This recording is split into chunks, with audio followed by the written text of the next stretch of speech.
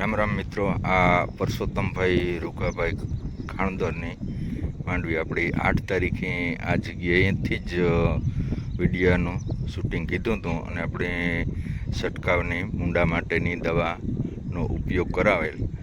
તો આપણે આને ઝૂમ કરીને પણ જોઈએ કે માંડવીમાં કેટલી વળતર છે.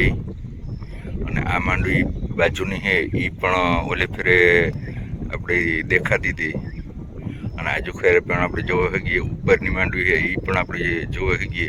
અને આ માંડવી છે એમાં કેટલો સુધારો હોય એ આપ જ જોઈ શકો. અને પરસોત્તમભાઈ છે એ ત્યાં આગલા વિડીયાની અંદર આપણે બધી માહિતી આપેલી છે.